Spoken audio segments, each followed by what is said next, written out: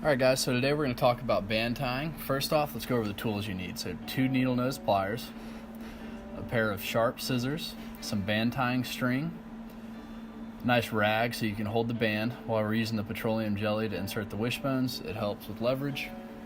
A band insertion tool, a lighter, petroleum jelly for lubricant. Alright, before we get started tying bands, let's go over the different types of wishbones. First, we have the loop and wishbone design, which this is where 2 loops are inserted into the end of the band, and then there's a removable wishbone in the middle. This allows you to replace wishbones or tie the bands and then put them in an enclosed band slot. The other type is a single wishbone. This is our personal preference. These tend to last longer and hold up better. So first step to tying bands is going to be pulling out some of the string, the constrictor knot cord. Cut about 18 inches in length. Set that to the side. Grab your petroleum jelly out and your wishbone. Alright, so again, I recommend using a rag to wrap around the band. This is just going to help with leverage as well as keep the band from slipping through your hand. Next, we want to grab our band insertion tool, insert the wishbone, pull it tight. You can use your other fingers to keep some tension on that. It's going to make it a lot easier as you insert it. Dip it into some petroleum jelly, spread it around. Then we're going to take that hand holding the band on the table for leverage and just slowly insert that wishbone. Be very careful here not to let it slip and stab your hand. It can cut you. Once it's in, pull the wishbone to the side and pull that tool right out of the band.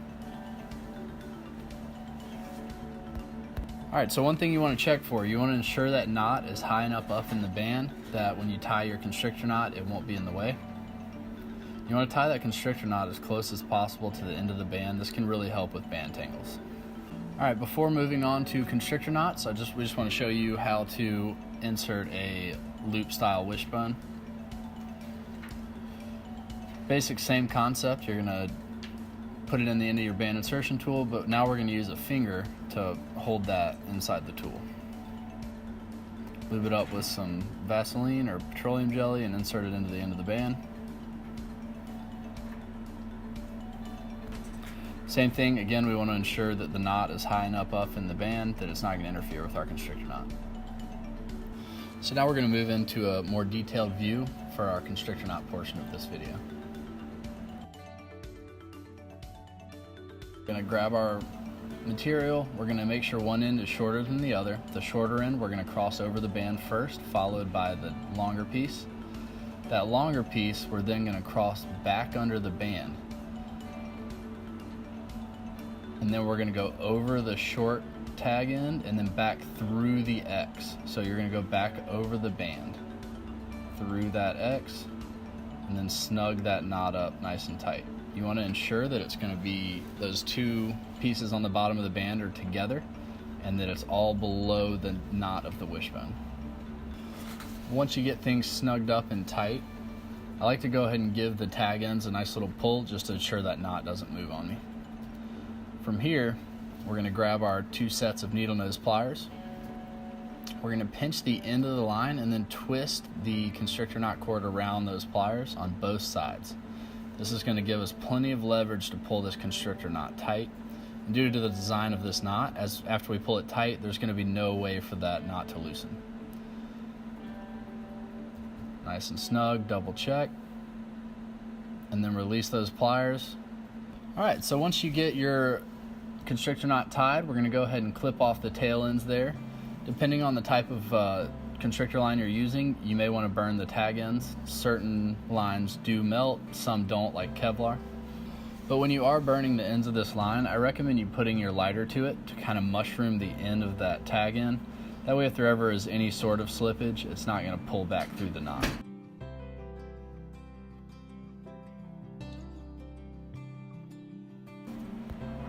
Alright, so now if we were going to be tying this with the 2 loops on each end, we would obviously put the loop on the other side where the solid wishbone is. Tie it in just the same using that same constrictor knot. Alright, so then we want to grab our wishbone. This is going to connect the 2 ends. I recommend a piece of Dyneema about 4 inches in length. Alright, so from here you're going to slide that Dyneema through the loop. come back around and then through the hole you made. And as you pull that tight, you'll notice it cinches down on that wishbone, and that knot's not going to come out. So we're going to do the same on the other side. Once that's completed, you would have a full band ready to use. So that's it for our video on band tying. If you have any questions, feel free to reach out, and for more gear and informational videos, check out frontlinefreediving.com.